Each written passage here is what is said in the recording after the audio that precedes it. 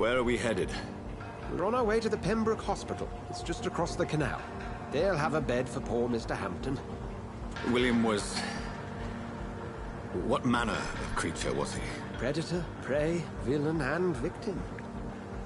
Who can say? The important thing is that he's been stopped. Duly noted. And the woman? What... Who is she? What woman? Oh, don't play me for a fool.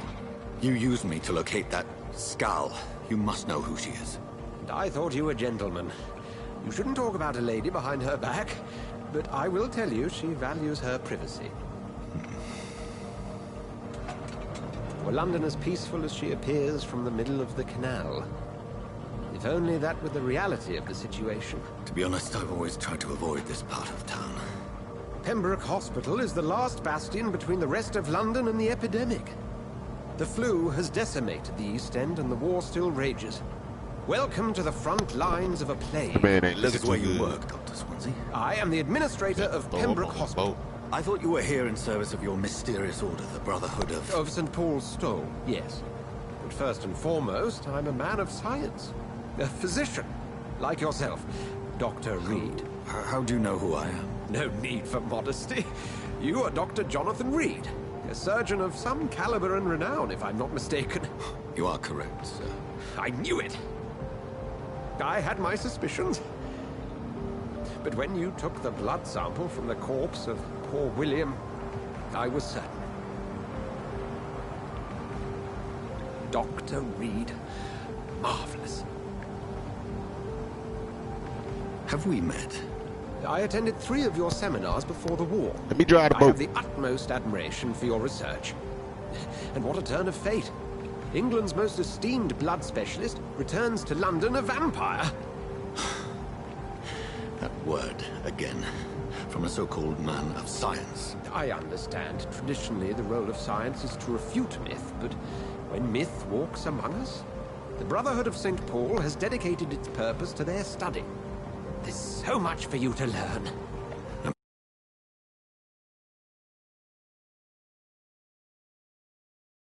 And let me be blunt. Join my staff at Pembroke Hospital. As a physician. I suspect you'll not find a better post of employment to contemplate your predicament. This is sudden. I was returning home to see my sickly mother. But alas, that was before contracting this...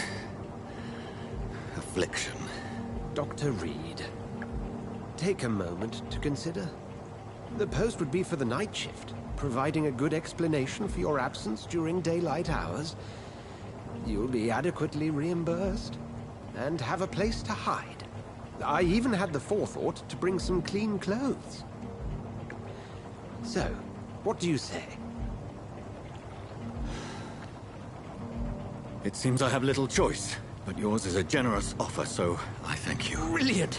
Oh, Jonathan, this is one for the book, and the beginning of a beautiful friendship.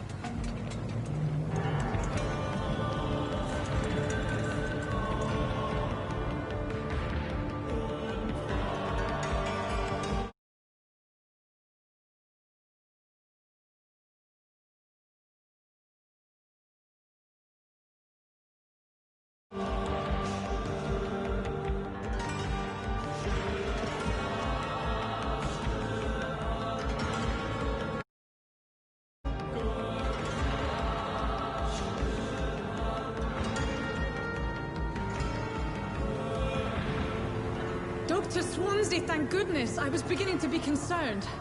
Worry no more, Nurse Crane, for I bring good news. Oh, Doctor, what a night. We lost 2 more patients. Nurse Scow said she couldn't take it anymore and resigned. Yes, well, I'll make a new rota in the morning. In the meantime, find a good bed for Mr. Hampton.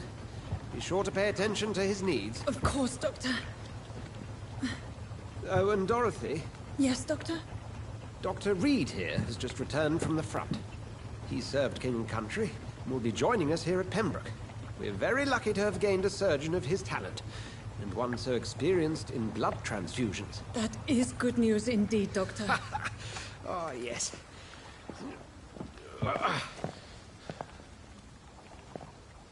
Here at Pembroke, it's not what we have, but what we haven't.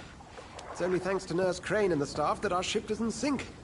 If you have any questions, just ask her.